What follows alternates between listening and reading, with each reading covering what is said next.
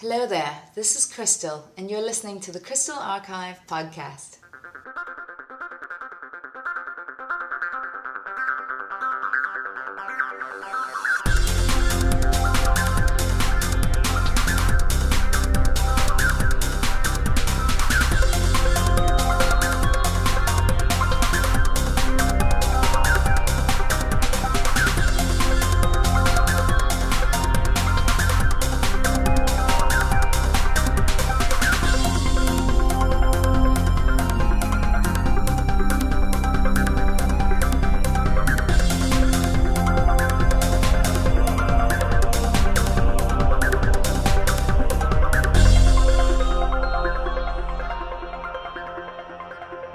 Hello and welcome to the Krystal Archive podcast, episode number 25. I'm your host, Mr. Krystal, and we sadly don't have a co-host today.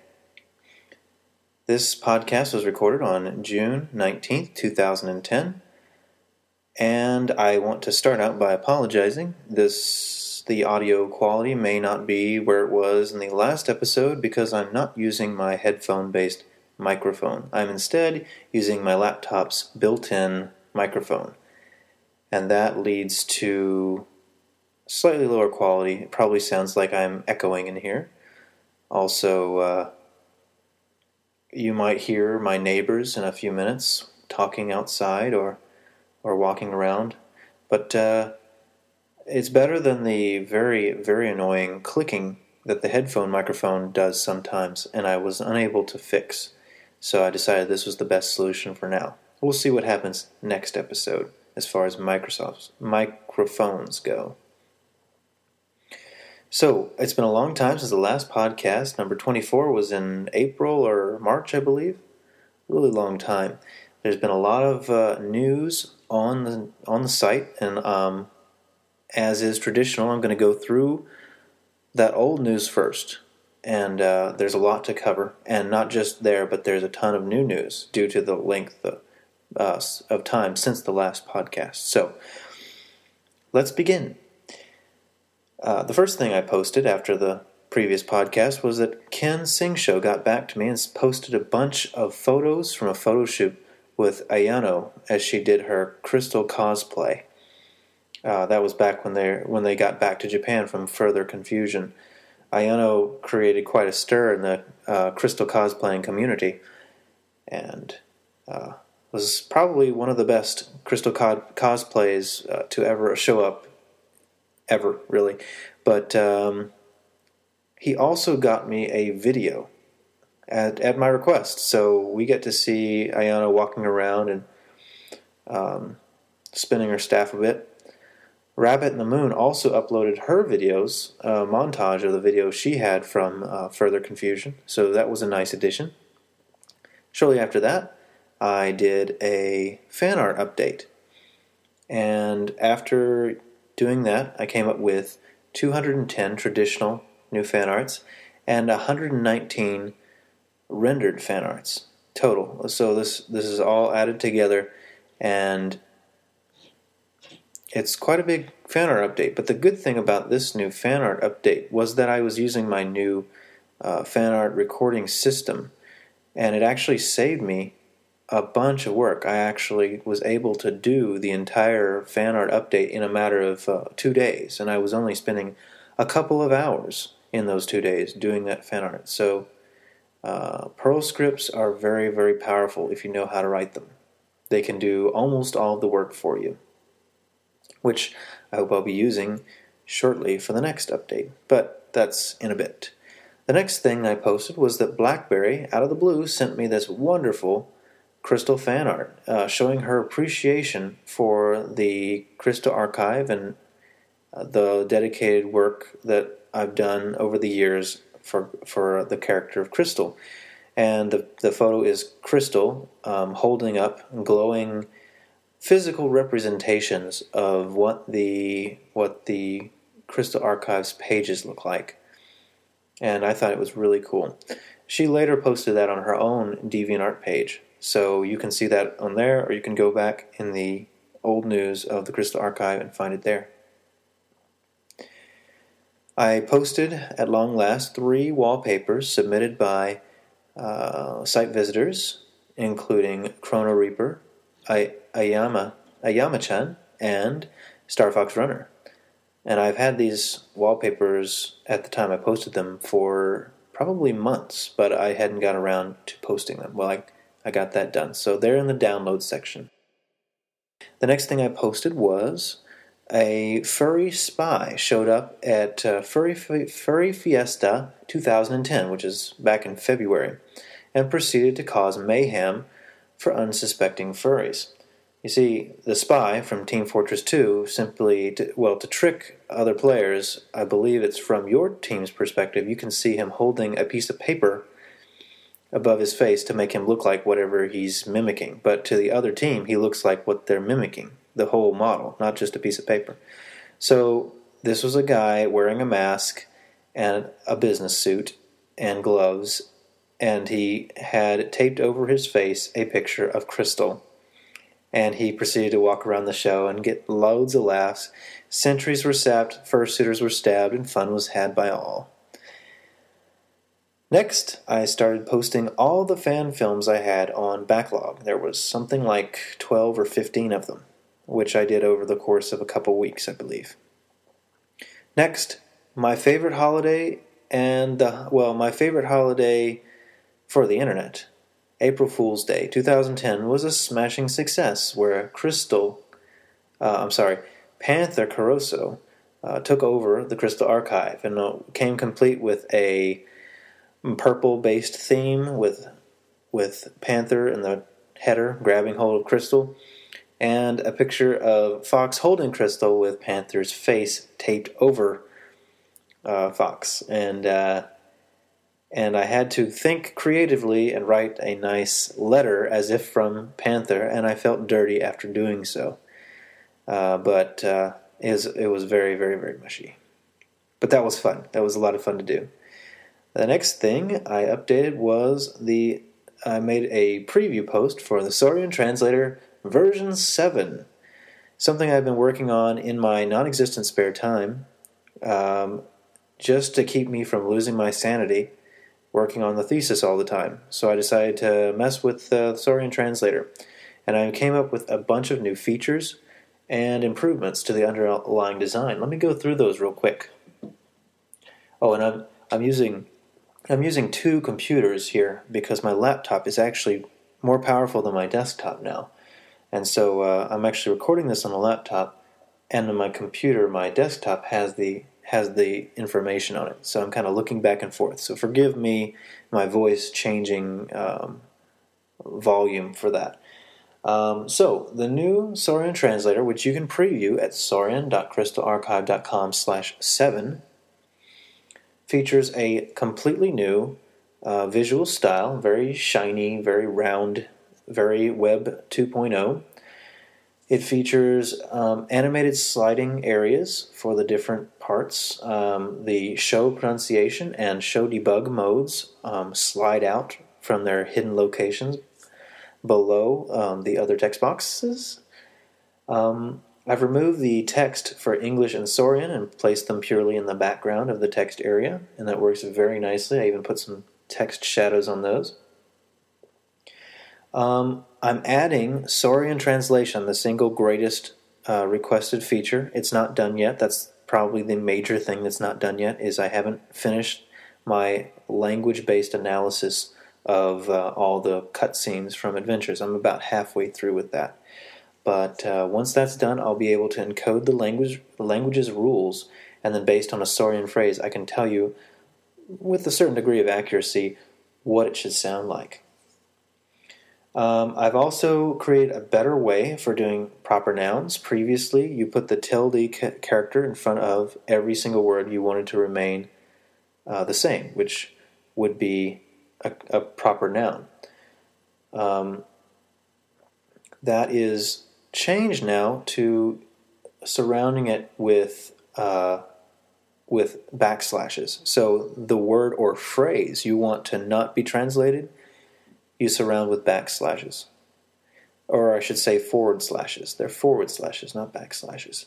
But anyway, You surround it with those. It tells you on the site exactly what they are. And then it will do whole words and phrases rather than having to do it for every single word. And I think that'll be easier on everybody. It's certainly easier to encode. I have fixed a bunch of bugs, and I changed the way it works. Well, I'll get into that in a minute. I autofocus the English box, so as soon as you load the page, it should go straight to the English translation box. You won't have to move the cursor. It'll automatically be there, ready for you to type or paste something in. I have put in logical tab control. So whenever you push tab, you go directly to the next box, and you don't get these other text links or anything else that you don't want to see. It'll go straight to from English to Saurian and then back to your browser, so you don't have to worry about that.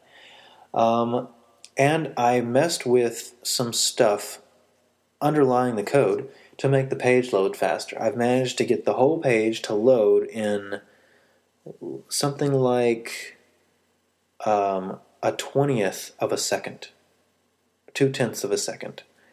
And I've been studying these new web design techniques and JavaScript-based techniques in order to do that. So that is an accomplishment for me because it's a back-end thing. It helps me learn about web design and application design. So that brings me over into the application behind-the-scenes stuff. So first of all, I rewrote the JavaScript engine significantly. It works completely differently, and now it's compliant with the way JavaScript is supposed to work. So it's actually a much, much, much nicer JavaScript. And as a result, even though I'm doing more work, it's actually about the same speed. I also changed the way that the translations occurred so that each operation is atomic. It's only operating on one piece of data at once. And it's not trying to do more than one operation at once. For example, in the previous version, when we were doing translation, it would first as it was going through, it would do in real time try and figure out where the proper nouns were in its automatic proper noun detection as it was translating. Whereas now, it first goes through the entire string that you're trying to translate, finds the proper nouns that it's going to try and figure out that they're proper nouns, and goes ahead and marks them as proper nouns. So then, when I'm done with that, I go back into the program, and then it sends it to the translation function, which only translates. And that doesn't have to worry about whether or not something may or may not be a proper noun. It's only caring about, does it have the / or should I just translate it normally? And so that kind of translation system will actually makes it more stable and cleaner, and it will allow me to add more features in the future without having to do major code redesign, which is great for maintenance. I've decided to no longer support Internet Explorer 6. So if you still use Internet Explorer 6, you need to join the year 2000 and get a better browser, and it doesn't really matter what it is. It could even be the new Internet Explorer. That should work. Although I don't know that I've tested it on all more recent versions of Internet Explorer 7, I'm definitely not supporting IE6. But otherwise, you can try Firefox, Opera, Chrome, or Safari. And right now, the internet being what it is, I would recommend either Chrome or Safari in terms of speed and ability. Back in stuff, there's more stuff. This is not implemented yet, but I'm going to have server-side compression and caching, which should make the loading time of the site even faster than that, especially on repeat visits. And finally, this is done. I'm using a single image for the entire website. All the images you see and all the images I'm using in the layout are actually one giant image. And that's not really meaningful to you unless you've done websites. Because it's one single image, I actually only have to load once. And I basically can start loading. When you start loading the web page, it's trying to load as many things as it can in parallel, but it has a limit of maybe 4 or 6 things it can load at the same time. Well, because I only have an HTML file, a CSS file, a JavaScript file, that leaves only one more space for one more object. So I've added an image as a single other file. And as a result, the whole site can load in parallel. That's what leads to that higher speed along with other features. So that's enough about the Sauron Translator. I'm sorry it's taking me so long with the pronunciation, but I want to make sure I'm doing it just perfectly right. So let's move back to the old updates. So, and I'm going to mispronounce this, Gadonstriom has sent me a picture of his work in progress Star Fox Adventures Krystal model rip, complete with textures. And this looks to be the most original looking crystal mesh ever, because it's basically the one from Adventures. He, as far as I can tell, did rip it from the game, and then he had to clean it up. So I'm still waiting for him to finish and send me the new version, and hopefully we can post that very soon. On March 1st, Krystal placed number 10 in the list of top 10 babes who are out of your league by GT Countdown. Unlike the previous video feature about Krystal, I believe it was top 10 babes in leather, this video is actually accurate in everything it says, for the most part, about Krystal. It was not just full of errors like the other one was, so I was happy about that. Krystal placed number 10, and she is definitely unattainable by all of us, sad though it may be. Moving on, ZeonDude sent me he didn't, but someone else did, sent me ZeonDude's work on the first ever Krystal Brawl texture hack. And it's weird because it's putting Krystal's texture on Fox, and it just doesn't look right yet. But he's still working on it. He's working on new versions, and he's just got to modify the mesh, and it should look a lot more natural. Because right now it looks like, I don't know, it's hard to describe, but it's very bulky. Because he textured a skin-tight suit over clothing, and that just doesn't work out. Felicia22X has been sending me a bunch of new things recently, and one of those is a custom Krystal persona for Firefox. Now, Firefox, the new version of Firefox, has this feature called personas, which are just a way of quickly and easily modifying the appearance of the browser. And this is a Krystal-themed one, so you can imagine it's got Krystal in the title bar and stuff like that. The first Krystal papercraft appeared.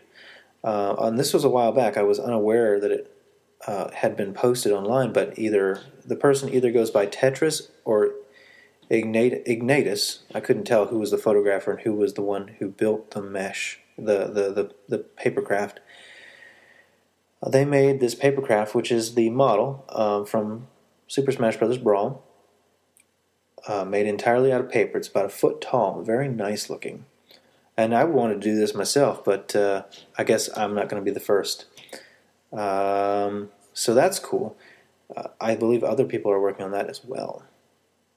And finally, E3 came and went, and bringing lots of new surprises and even a hint of Star Fox. And let me just briefly talk about the show itself.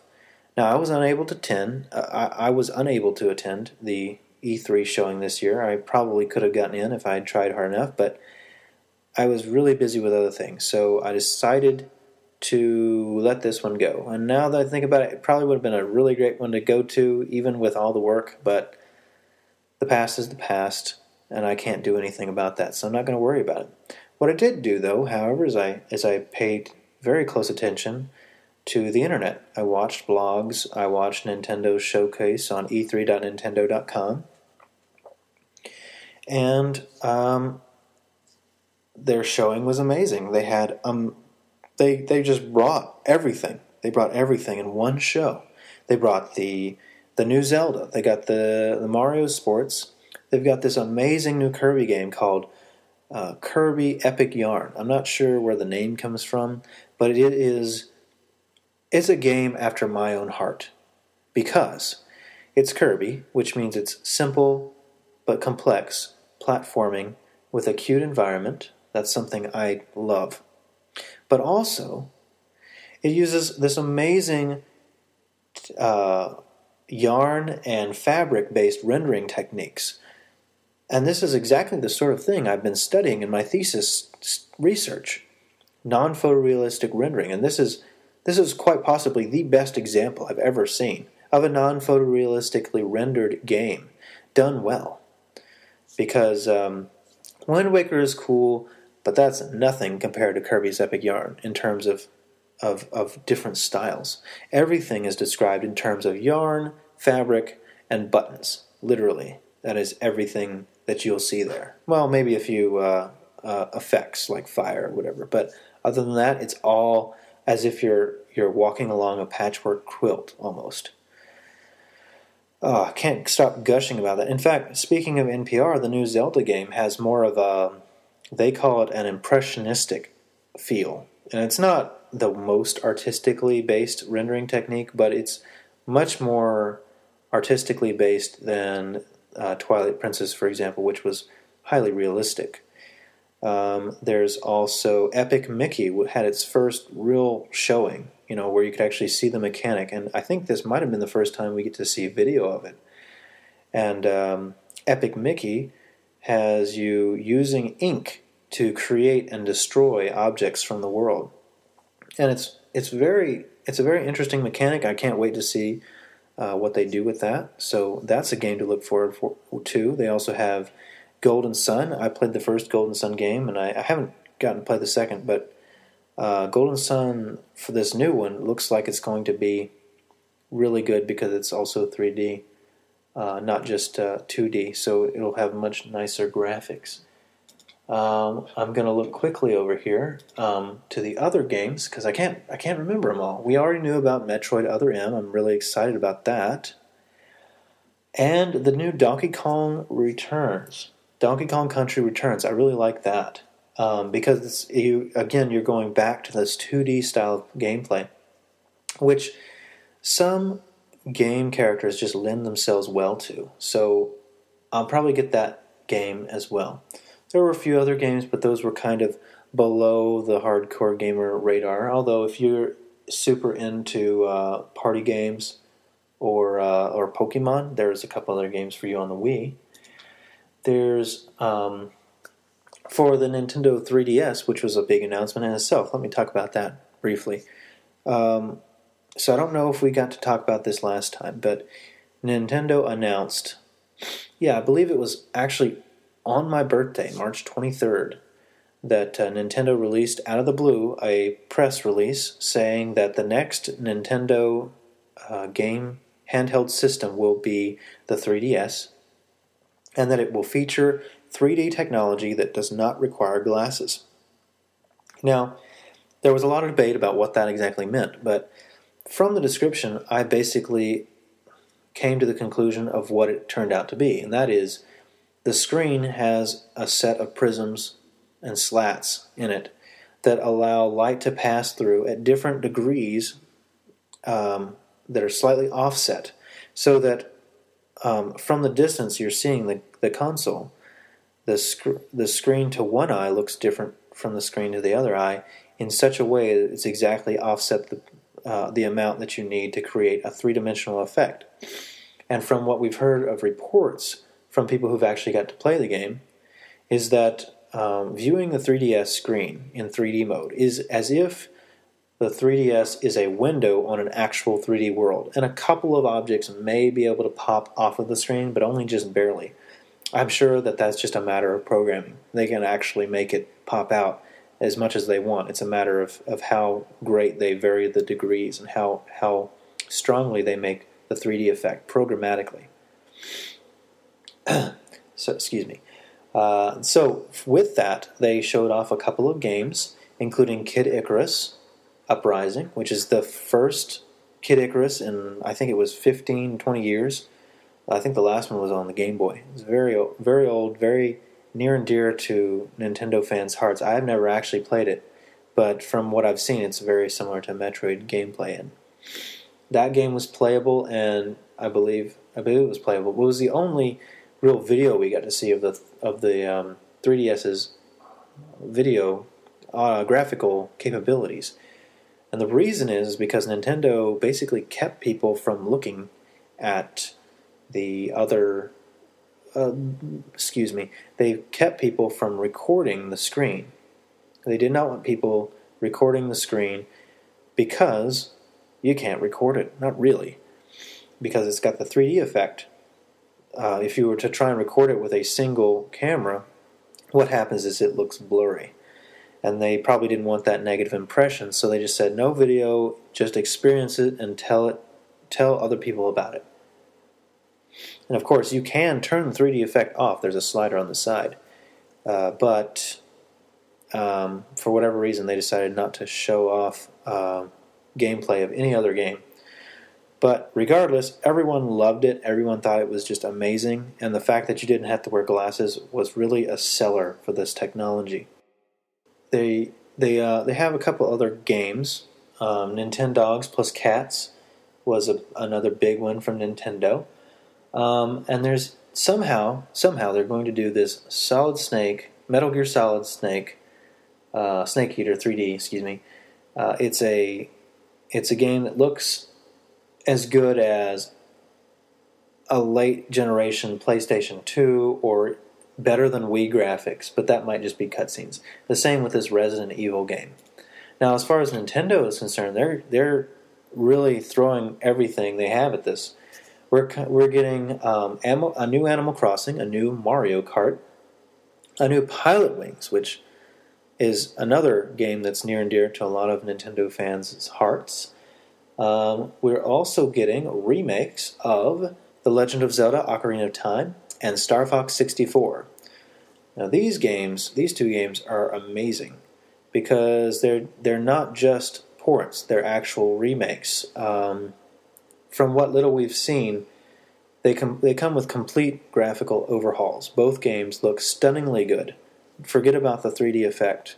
They have HD textures and much better, higher quality meshes.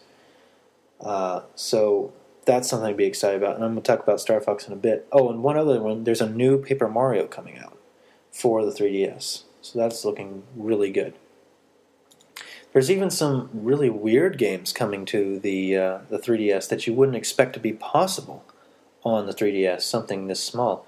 I think they're redoing Kingdom Hearts. I'm not sure if it's going to be a new Kingdom Hearts or a remake of the first or second. They are doing a little game you might have heard of called Super Street Fighter 4. And what's amazing about this is, to an untrained eye, you can't tell the difference between this and the PlayStation 3's version. Now, I can see it, and I'm sure some of you can too, but just looking at it briefly, you'd say, wow, look at those graphics. What they're doing is a trick. It's a trick that makes it look higher quality than it actually is. Basically, because of the way that the regular Super Street Fighter 4 looks. It already has a kind of an artistic shader, so... And there's just not enough I can say to gush about this conference. There's so much happened. And as I said before, Golden Sun, Dark Dawn is coming out, which I'm looking forward to as well. There's way more games than I'm going to have time to play in a single year, probably. Which is fortunate because some of them aren't coming out until next year. But that'll give me time to catch up on my old play. So, before I leave this section, let me just briefly talk more specifically about Star Fox 64 3D, as it's called. So Star Fox 64 3D is, again, the same game. It is Star Fox 64, one of the best, if not the best, Star Fox game ever.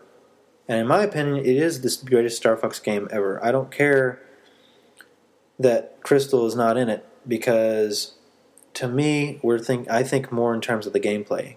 You know, having this awesome, beautiful character there is great, but in terms of actual gameplay, I think I'm going to be playing this game a lot. However, as I said, it's going to have HD textures, higher resolution, everything, and there was some indirect discussion about some other features that the game will have that the original didn't. Something about possibly communication, which to me says perhaps online multiplayer. which would be great. Or it could also mean one of ideas I've had, which is some kind of team-based command system where you actually command different team members to do different actions at certain critical parts of the level. I don't know if that's really going to be in there, but that could be there. I don't know. And as I said before, when people were talking about playing Star Fox 64 3D, they said that the effect of the 3D was as if you're looking at a model of the R-Wing, like a little bitty model of the R-Wing, flying through a modeled space. Kind of like, and they didn't say this, but I get the impression they mean something like a miniature train set, where everything is in miniature, but in high detail. And they said that when an enemy came up behind him, the enemy you could really see the depth. You could actually see it behind the ship. You could tell exactly how far behind the ship it was, and how far in front of you the other targets were. And they said that the ship that shows up behind you, that was one of the few things that actually felt like it popped out of the screen rather than just being in this 3D window effect. So that's all I know about it. They don't really have any information. But, we'll wait. Maybe we'll get a trailer or some commercials soon. We'll see. So that covers all of the new news all of the old news since last time. Now we're going to get into the even bigger part of the podcast, the new news. And as you can imagine, there's a ton of stuff because I've been away from the podcast so long. So let's jump right in to the new news. So, as some of you know, now that this day is over and you're listening to this podcast, you've gotten emails back from me after emailing me probably months ago. Well, I'm finally getting around to updating or going through all my old emails and actually responding to people and making a list of things to do based on that information. I sent out a total of 63 emails today, and I can actually see the bottom of my inbox now. But there's still a ways to go. I've still got a few of you to reply to and a lot of things to update and post, which I'll be talking about in just a minute. But, and this is not all. There's actually a few more. I actually had to stop doing emails because I wanted to do this podcast before, I had to go to sleep. So that's why I haven't answered all of you yet, but rest assured I'm working on it. So to make things easier, I've divided the new news into sections, basically sections of the website, so it's easier to understand, where things are going and what I'm talking about. I'm talking about each section individually. And let's start with something that's had a lot of news lately, and that is cosplay. So as far as the Krystal cosplay section is concerned, we have this news. First, Kat the Leopardess emailed me a while back saying that she sent the photos we have of that very first Japanese-based cosplayer of Krystal through a photo information extractor. And she got back that the date the photo was recorded by the camera as July 5th, 2003. Now combine that with one of the logos in the previous picture, I was able to determine that this photo was taken on the first day of Japan Expo, a convention that occurs every year in Paris, France, not Japan, as it turns out. I tried to email the original photographer of this cosplayer, and the email bounced, which means I have no contact with the original person. So I can't really do anything about that, but now we know a little bit more. We know exactly when and where the cosplay happens. Maybe from there we can use that to find out who this person was. Next, I need to make a page for Mew, who, if you recall, actually made a Krystal cosplay attempt, but it's still a work in progress. She's still working on it, as far as I can tell. And she's made several updates since then, including finishing the mask, finishing the clothing, and more recently, she's actually got the full-body blue suit. As far as I can tell, she doesn't have the loincloth yet. But I do need to make a page for her since it looks like she's going through with it, and she's going to have that ready to go soon enough. So, and of course, because I need to make a page for her, I also need to update these. I need to make an update post to show the changes that she's made. A friend of mine, who's I've been in constant contact with for a few months, we've been talking back and forth about technology and furry topics and Krystal in general. He is planning to attend Further Confusion in 2011, which is January. And he is a digital camera, digital video editing sort of professional guy. And he is interested in being the official cameraman for the Krystal Archive, particularly to get videos of Ayano, who is going to be at Further Confusion as Krystal again this year. And possibly, to record other Krystal cosplayers that may or may not show up. Well, he's not going to record cosplayers that are not going to show up, but if any do show up other than Ayano, he'll probably get videos of those. And I talked to Ken Singshow about this and about whether Ayano would be interested in doing some kind of like a video adventure, like her imitate some scenes from Star Fox Adventures or something like that. And he said that Ayano might be interested, so we may yet get some really cool action sequences with a very realistic looking Krystal. So I look forward to that. Felicia 22X has been making progress on a cosplay of his own, or her own. I'm actually not sure.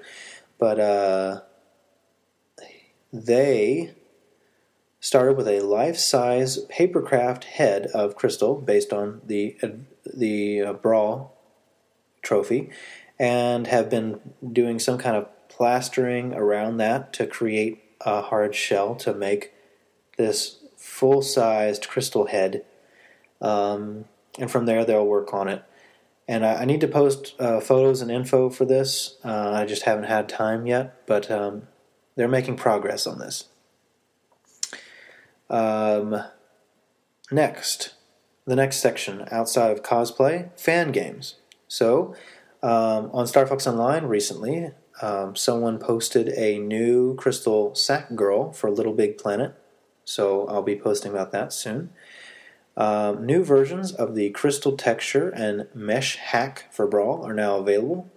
So I need to look that up. Some people have been applying the Krystal Texture to, I believe, Zero Suit Samus, which looks a bit nicer than Fox McCloud.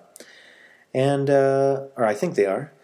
And just need to keep track of that because there's more and more versions coming out all the time. Two people named Valthor and Vampire are attempting to modify Nanogara's Krystal model to work with Star Wars Jedi Knight Jedi Academy.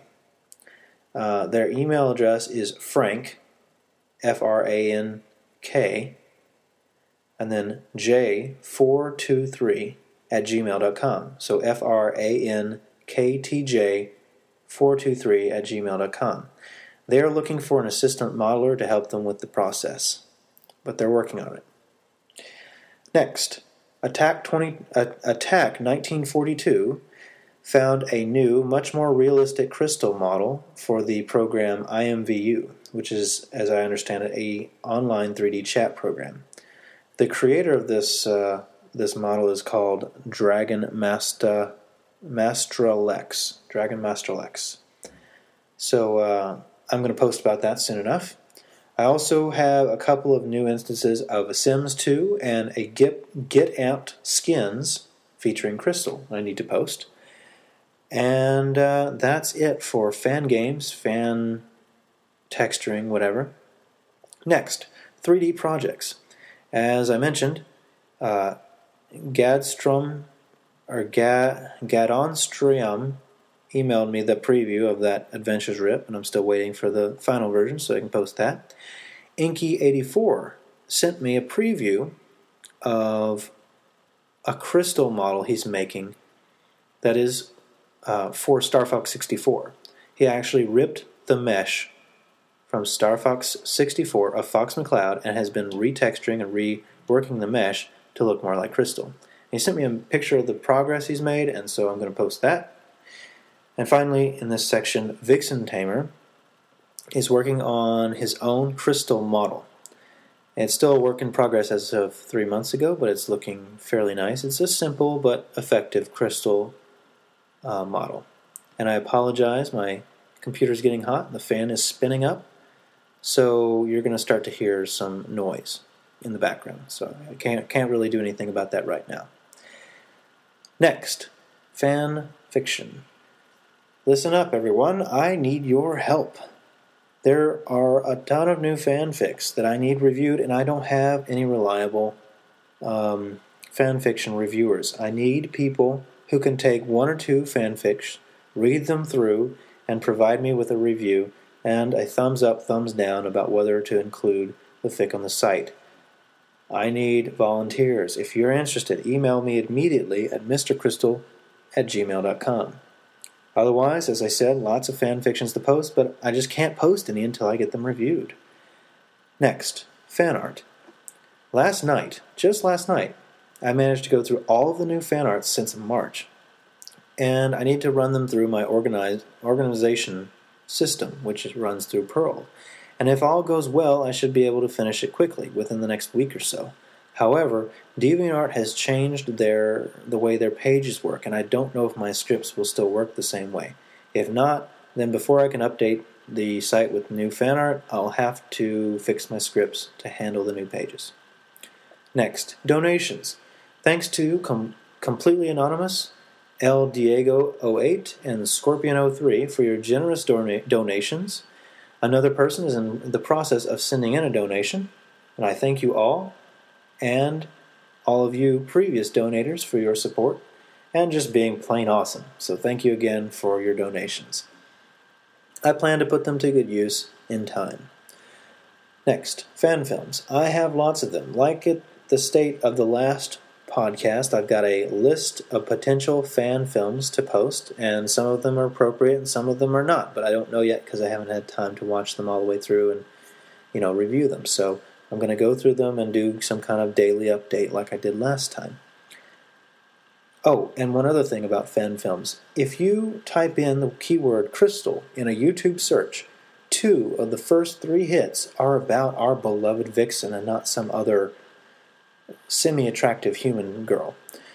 And one of those videos is mine, the one called A Girl Like That.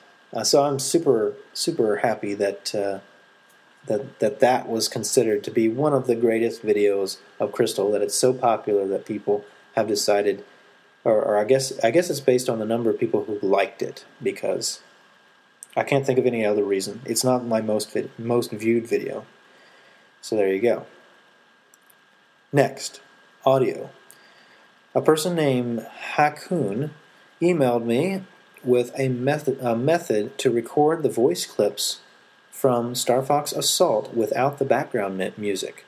You simply, while emulating the game, rename the BGM folder, which has all the music in it. The game won't be able to find the files it needs to play, and after that, when you record the game, you'll only have the speech and the sound effects. You won't have the music in the background. Hakun also said he was working on a way to get rid of the sound effects. So he didn't have a way to do that yet, but he's working on it. I don't have the ability to research this because my computer's not fast enough to run these emulators. But if any of you out there are interested, if you can figure out a way to remove the sound effects and just get the voice acting clips, no matter how you do it, I don't care. You can email me about it, and if you successfully get me all the audio or find a way for me to do it from Assault, you'll get $50 because that is the bounty I placed on that thing. Anyway, you know what? I've got a clip of it. Actually, he sent me a preview, and let me play it for you now. Well, Fox, looks like we're not too late. Yep, of course, General. It's just so crazy. I can't believe Andros had so darn many troops left behind. They're almost all common scum, in it for the money. They're quite dedicated for a bunch of hired guns. The leader of this rebellion is none other than Oikani. Okay, I see now. So we're here because... We're here because we gotta put this creep on ice. Yes, you must take him down. I'm counting on you. Now get prepped and go. Let's go, team. So that's what it sounds like without the music. The briefing stages don't really have sound effects, but the actual stages do. That's why it's so important to figure out how to get rid of the sound effects. Once that happens, we can get the full voice clips for Krystal in Assault. Next. Remember how I found Estelle Ellis a few years ago and was going to interview her for the podcast and stuff like that? Kind of like what I did with Alesia Gladwell? Well, I got kind of busy, and you know what? I'm going to try and contact her again and see if she's still willing to do an interview. And hopefully so. Next. There was an error when I created the Krystal Brawl cameo video, so I need to redo it. I also need to create a video page for Krystal in Brawl, which we don't have one yet. It was an oversight on my part. I found a new device that should be able to get me higher resolution video than I currently have on the website. Right now we're using 480i interlaced, and that's the maximum that mine can do. However, there is one device called the Hauppauge HD PVR, which can record up to 1080i, but includes a mode for 480p, which is the maximum resolution for the Wii and GameCube. This is approximately double quality of what we have on the site right now. 60 full frames per second. And it's relatively cheap, only about $200. I don't even have to get a new computer in order to use it. It's a little box that you plug into your USB, and it does the transcoding on the box and sends the finished file or whatever. Something like that. I plan to be one of my first purchases once I get a real job and have some money. Next, research. It occurred to me that the GameCube image assets, those textures and the image in the back of the Great Fox that has been debated for years, might be compressed with a simple zlib compression. If so, it would be not too terribly difficult to extract the data once I decode the zlib. It should be an RGB format. From there, I should be able to get the images out, no problem. But that might be a long way off. I'm just putting that out there. Also, a long time back, a person on the internet compiled all of the Dinosaur Planet info there was to be had. Pictures, videos, information even from the Krystal Archive about the decoded ROM data. Well, I haven't had time to go through it, but there's definitely some new Dinosaur Planet Krystal stuff there, and so I need to add that. There's also, I know, some pictures that we don't have because Rare, when they were showcasing the game, I think in 2001, they actually made a full-size Saber and Krystal model that currently sits in their headquarters in Europe. But that's pretty cool. Just to know that exists, but we'll have pictures of that on the site soon enough. So but other than that, as far as images, articles, download sections are concerned, as far as that goes with the website, there's nothing new to report on those. But still, a lot of new stuff to post and update on the site. That's it for new news. We can move on now to Star Fox news. Well, obviously, as I mentioned before, there's Star Fox 64 3D, the new 3DS game, which is a remake of Star Fox 64. And hopefully a good one at that. The next thing in relation to Star Fox news is one that brings me a bit of pain and sorrow to say, but I have stepped down as the co-owner and co-admin of Star Fox Online. I no longer run it, and I no longer update it. They're actually looking for a new staff writer to do my job. So if you're interested in doing my job, go to the forum and post your resume. As for me, there was a disagreement in management and a compromise could not be reached, and so I stepped down voluntarily so that things wouldn't get out of hand. So I'm no longer the owner and all that. Now, I'm still a regular member there. I still post on the forum, and I'm still following its development.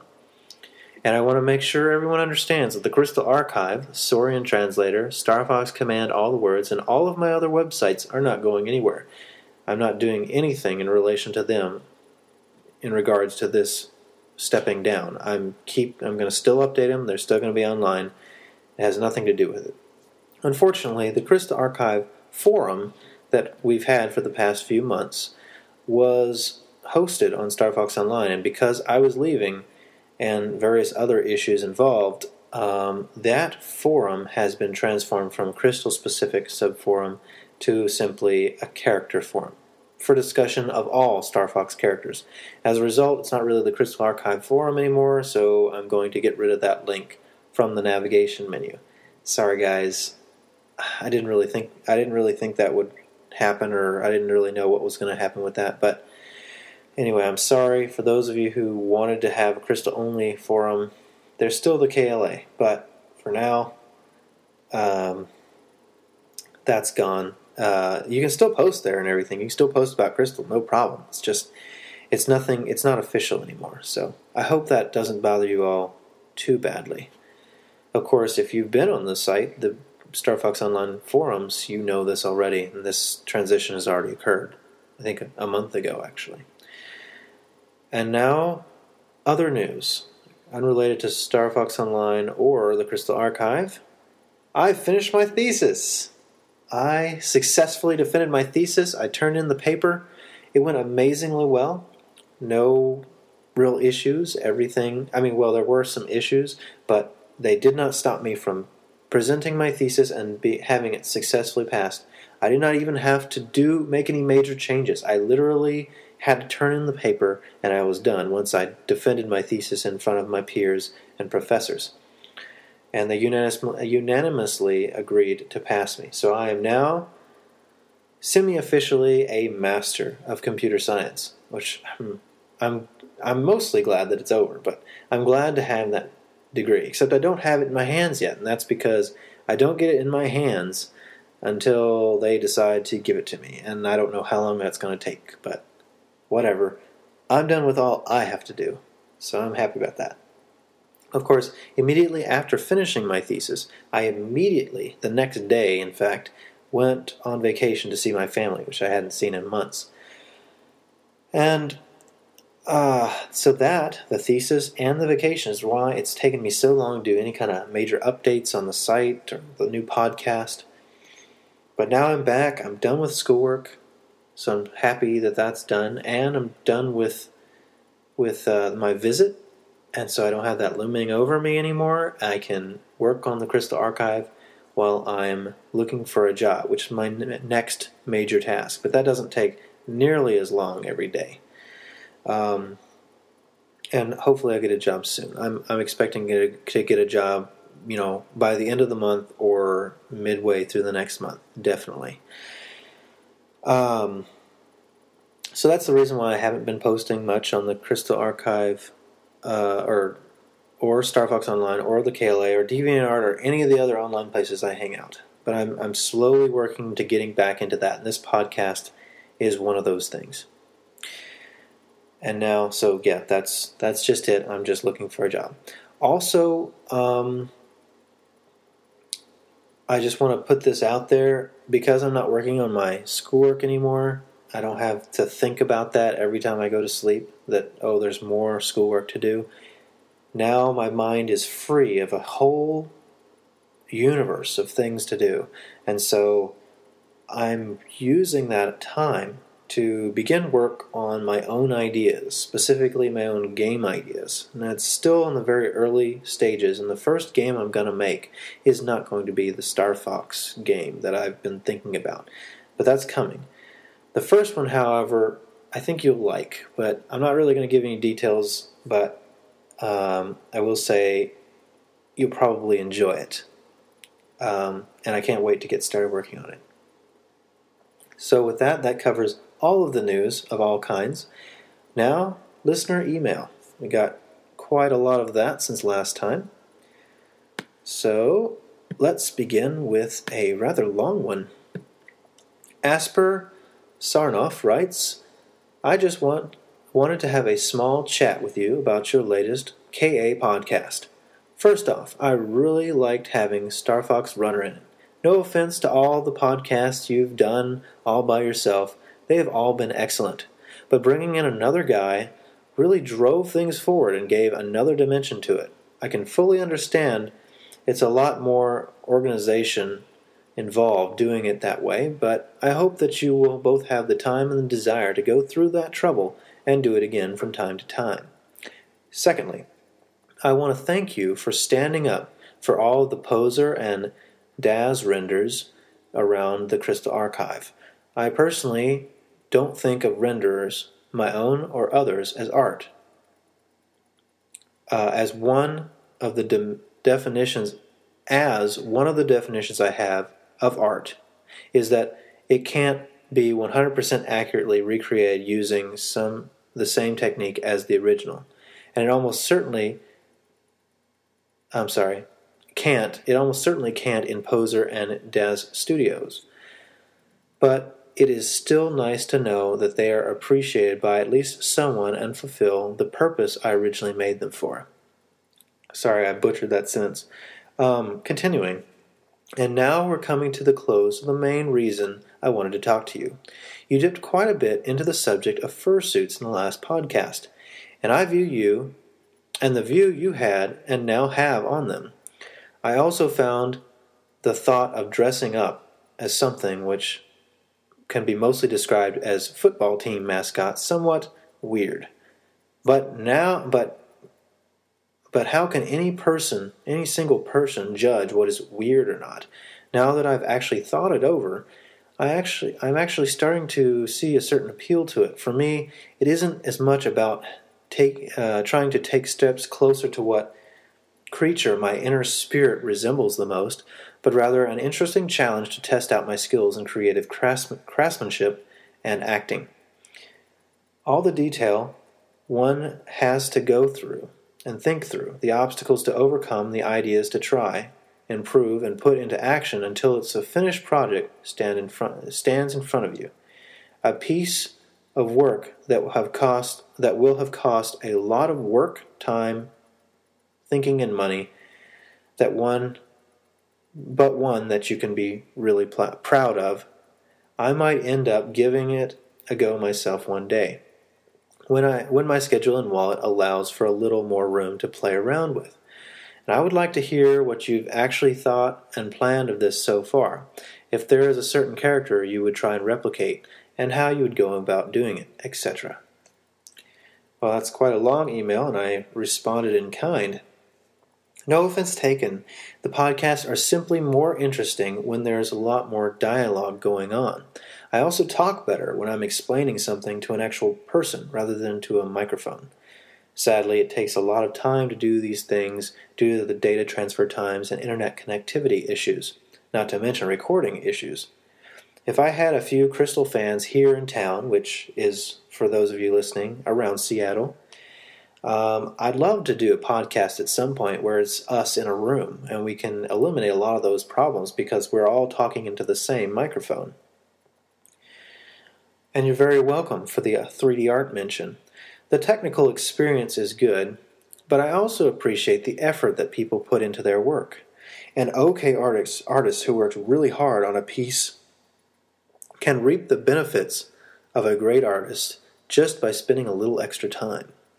With regard to weirdness, technically I've never met any non-weird people. A few boring people, yes, but normal people, they just don't exist. Everyone's weird to some degree. I have been thinking about what type of suit I would work with, and mostly I've been focusing on the technical aspects of the suit rather than what character it will emulate. I've been thinking about how to make mechanical tails, heads-up displays using camera systems instead of eye holes, and various other high-tech parts. I'm basically reinventing the wheel, looking at the fursuit from the perspective of a technologist who has never built one before.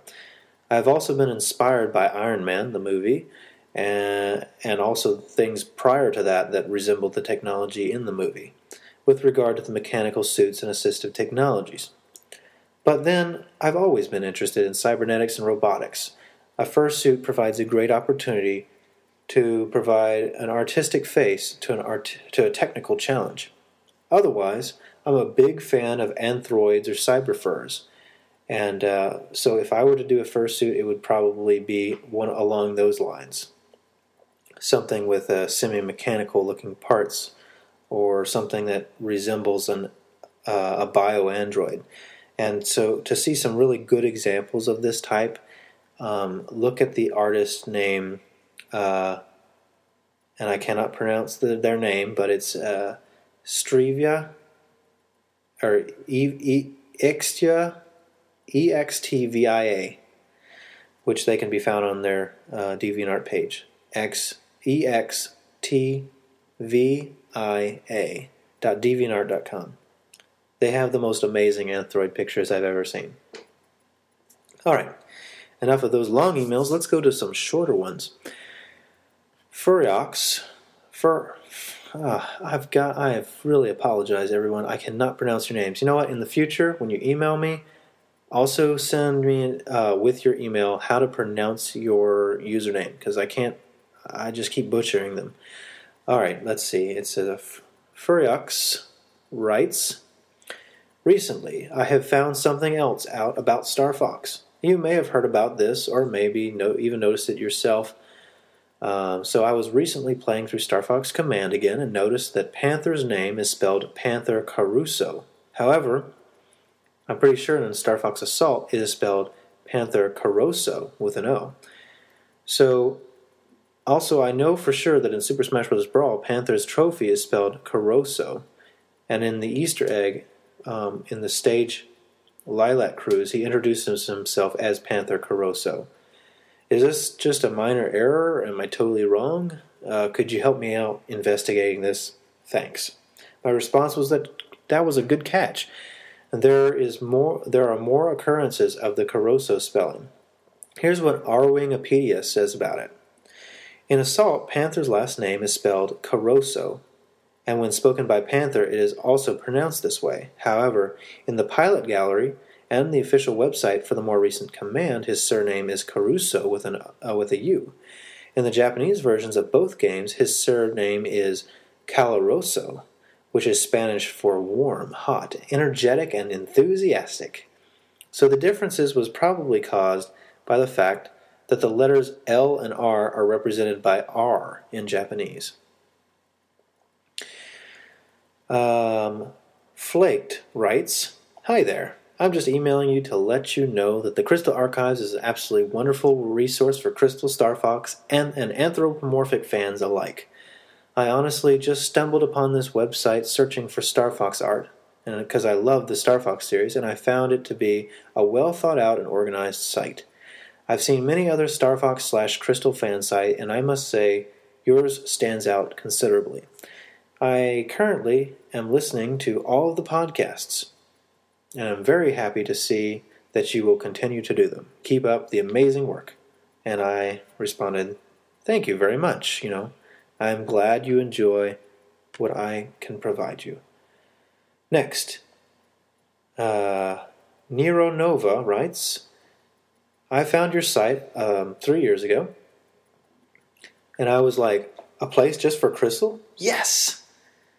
And I am so glad that for my pick of Krystal to even make I'm so glad that my picture made it into the Krystal Archive fan art section, and thanks to your site. I recently decided to try and make some 3D pictures, just like many people are currently doing. And today I finally made a great amount of progress and created a fairly good pic of her. Anyway, thanks to your site and all the people who helped too, of course. Another thankful email. Thank you very much. You're very welcome, and I'm glad you enjoy.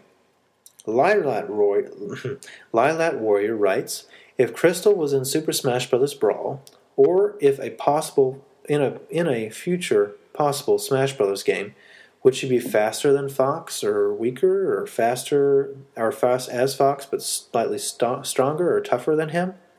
She was asking for my opinion on that subject. I said that I imagine that Krystal would be slightly faster and have a slightly higher jumping ability than Fox. However, her lighter build would also mean she gets thrown further when hit. Her attacks would probably be faster, but weaker than Fox. Or maybe, perhaps her physical attacks would be fast and weak, but her magic-based distance attacks would be slower, but much stronger. AJC 3000 Fox writes, why do you think the R-Wings changed so dramatically from Adventures to Assault? And in the next game, what do you think, or who do you think, the next main boss will be? I responded that, as I understand it, the R-Wings changed from in Star Fox 64 to Adventures because the team was running out of money. And just like, not just the R-Wings, but the Great Fox itself was falling into disrepair. Only Slippy was able to keep them running. But with the money they got from their first Saurian mission, presumably they fixed up all their ships and significantly modified it, all of them, in time for a year later when Star Fox Assault happened. As for the next big game boss, I don't know. Somehow it will probably be Andross or some variation thereof. I mean, a lot of the Star Fox games have Andross as the main villain, or indirect villain. Then again, it could be anything. Maybe Starwolf will undergo some mysterious transformation and become a giant mutated four-headed space monster. Who knows? I sure don't. He also wrote later, I don't want to come off as rude, but I couldn't help but notice that on one of your podcasts you say that Krystal is 21 in Assault when she is in fact 26. Well, in Issues of Canon I hold the upper hand, sir, because I responded that Krystal was 19 at the time of Adventures, as you can see on the official Japanese site for Star Fox Adventures. And according to the Star Fox Assault Instruction Manual, only one year has passed since Adventures occurred at the time of Star Fox Assault, and this is further confirmed by Wikipedia. Thus, Krystal is age 20 in Assault. If I said 21, I was mistaken. She is definitely not 26. Dublin Fox writes, if Krystal's staff was from Serenia, how come the switches on Soria could be activated by it? Is Serenia related to Soria, or is this yet another plot hole that Nintendo will never really tell us? I responded that I don't know if Krystal's staff is from Serenia, though it would make sense. It's probably not from Soria, since Krystal would have had to discover it within minutes of arriving on Soria, just to fit the plot. I mean, it did have her holographic message inside it, and that couldn't be done really fast. That had to have taken some time to do. Anyway, as for why it can do all these things, it's just a game. We do know that her staff is magical, and Adventure has tons of plot holes. Perhaps, in this case, we could just say that the staff has magic lockpicking powers. Dan writes, congratulations on episode 24 of the Krystal Archive podcast. It's always nice to see a new episode coming out, and each one calls for a celebration because they are so far apart. I understand not having that much time on your hands to do everything, and I can relate. After hearing episode 24, I have to say that the podcast has improved quite a bit. The editing and overall quality has gone up and up. However, I think you could use a few, and I think they're called sweepers, which you add in between segments. Change topic, soundbite. It would help with those awkward pauses just a little bit and add some character interaction that would make the show more appealing to a wider audience, like those who just want to be entertained, not just informed. Also, I am curious, what does it take to be on the Krystal Archive podcast? Star Fox Runner was a great new addition to the show, and he gave a much-needed dose of comical relief. However, 3 or 4 hosts seems to be the magic numbers with these type of podcasts. Do you think I would ever be able to participate in this show? I know it would complicate things a little bit more, but once there are those 3 to 4 hosts, we can have an actual discussion of the current news with everyone giving their 2 bits. and it will make the show a lot more interesting and entertaining. Plus, it will give me something to do except gaming. I would appreciate it. I responded that, thanks for the compliments and advice. I will take that into consideration. I need to get back into doing the background music, but also sound-changing soundbite, or section-changing soundbite would be an excellent idea. I'll have to investigate what I can use for those. Star Fox Runner was on the show because he's a good friend I've known for a very long time, and we've tried to do a podcast together before, but they hadn't worked out. I've often done guest hosts with fellow contributors to the site, which are sometimes few and far between, and by that I mean people who actively assist in the site. There aren't that many of them. I don't know how likely it is for me to do another guest host podcast. I will try, I'll say that. But they take a very long time to edit. However, if you or someone else lived nearby, we could actually be in the same room or something, and that would, remove the issues, and that would make guest hosting much more doable. And that's all the questions I have, questions and comments, so let's just wrap it up. If you have any comments and questions, you just feel free to email them to me at mrkrystal@gmail.com. This has been the episode 25 of the Krystal Archive podcast, and I hope you've enjoyed. It's gone a lot faster than I thought it would, because even though we had a ton of news, I went through it really fast, and I'm just glad to be back on the horse, after taking so long, taking such a long break to work on thesis and other stuff. I'm finally back to doing the stuff I really enjoy doing, and so hopefully the podcast won't be so spread out in the future. And with that, I thank you for listening, and we'll see you next time. Mr. Krystal, signing off.